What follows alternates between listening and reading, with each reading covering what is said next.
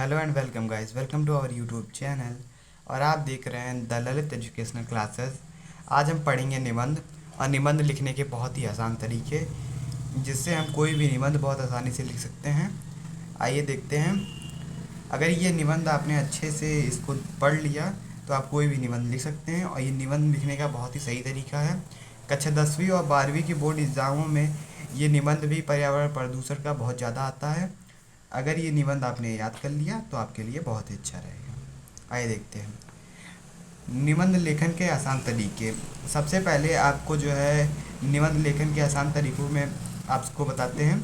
माना एक जैसे निबंध ले लिया हूँ हम, पर्यावरण प्रदूषण पर निबंध। सबसे पहले सबसे पहले प्रदूषण का अर्थ लिखिए। पर्यावरण प्रदूषण क्या है इसका अर्थ लिखिए कि क्या होता है। इसे प्रस्तावना में हम लिख सकते हैं। उसके बाद आप पर्यावरण प्रदूषण के प्रकार लिखिए, वो कितने प्रकार का होता है, जैसे वायु, ध्वनि आदि और सारे अभी हम दिखाएंगे आपको पूरा पूरा वीडियो में। उपसंहार में आप ये लिख सकते हैं उनकी समाधान। जो समाधान होता है किसी भी निबंध का, किसी भी समस्या का, उसे आप उपसंहार में लिखते हैं। और उसका परिचय हम देते हैं प्रस्तावना में। ये था उसका जो है पर्यावरण प्रदूषण का निबंध लिखने का तरीका। ये 3 स्टेप हैं। अगर आप इसके फॉलो करते हैं तो आप निबंध लिख सकते हैं और बहुत अच्छा नंबर आप प्राप्त कर सकते हैं। आइए प्रारंभ करते हैं निबंध। ये है पर्यावरण प्रदूषण का निबंध। सबसे पहले आप प्रस्तावना हेडिंग डालेंगे, फिर उसके बाद पश्चात हम इसको पढ़ेंगे। आइए स्टार्ट करते हैं। पर्यावरण मानव जीवन के लिए बहुत ही आवश्यक है। यदि हमारा पर्यावरण जहाँ पर हम रहते हैं वह प्रदूषित है, अगर हम अपने पर्यावरण की स्वच्छता को बनाए रखें हैं, उसकी बहुलता को बनाए रखते हैं, तो हमें जीवन जीवन जीने में आसानी होगी। ये था इसका प्रस्तावना। ज़्यादा बड़ा बड़ा नहीं, छोटा छोटा हेडिंग डाले हैं और छोटा छोटा पैराग्राफ में लिखेंगे, क्योंकि हमें ज़्यादा अंकों में नहीं लिखना रहता है, केवल 150 शब्दों में लिखना रहता है, इसलिए हम ज़्यादा बड़ा बड़ा नहीं करेंगे। अब चलिए प्रदूषण के प्रकार, जैसा कि हमने बताया था, प्रदूषण के 4 प्रकार डाला हूँ मैं यहाँ पे: वायु, ध्वनि, मृदा और जल। सबसे पहले आप वायु प्रदूषण डालेंगे, जो भी आप क्रम से डाले होंगे। अगर ध्वनि डाले हैं पहले नंबर पे तो ध्वनि लिखेंगे। वायु हमारे जीवन के लिए बहुत ही आवश्यक है।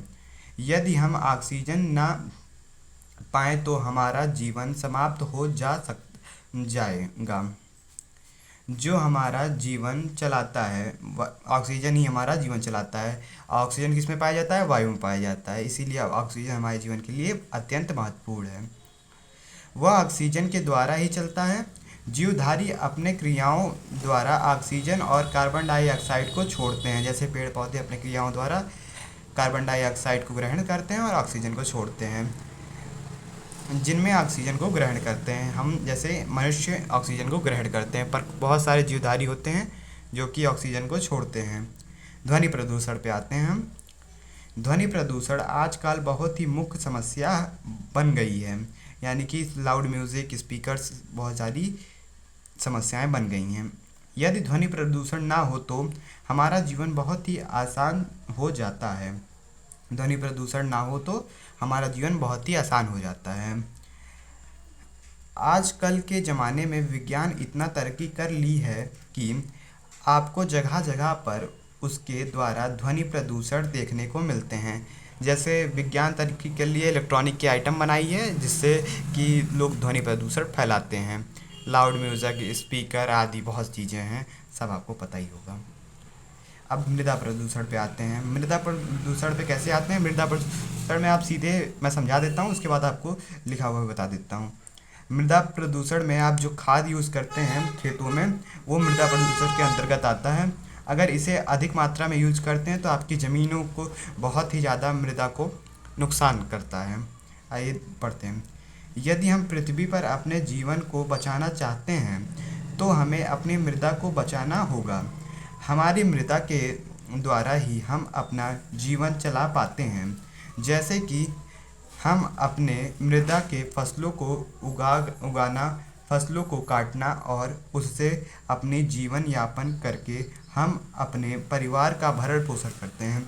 जैसे हम खेतों में फसलों को बोते हैं, गेहूँ गन्ना आदि फसलों को बोते हैं, काटते हैं, बेचते हैं, जिससे कि हमारे जीवन का भरण पोषण होता है और अब हम अपने घर को चलाते हैं। हाँ, जल प्रदूषण देखते हैं।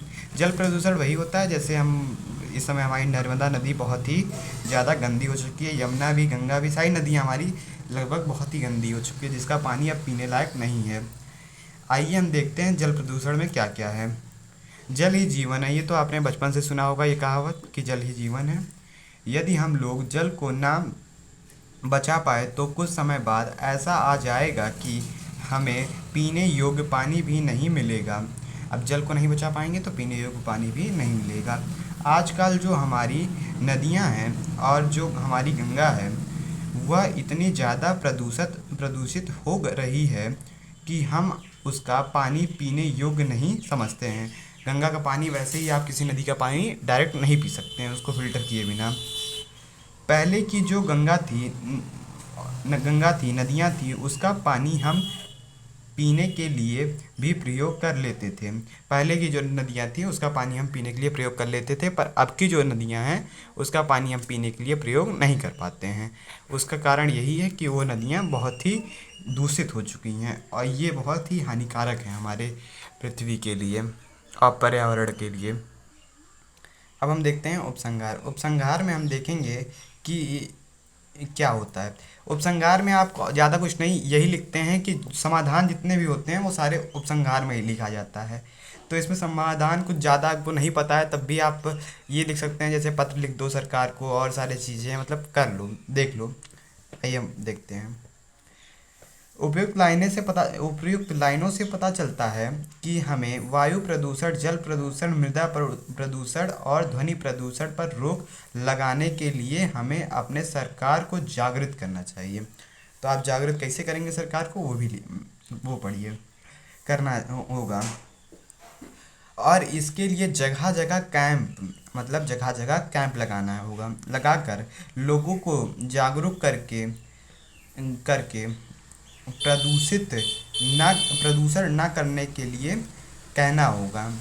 यदि हम अपने पृथ्वी पर अपने को एक मिनट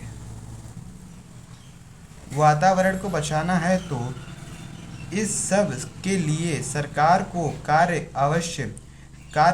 अवश्य ही करना होगा, अन्यथा एक दिन हमारी पृथ्वी पर रहना भी योग्य नहीं होगा।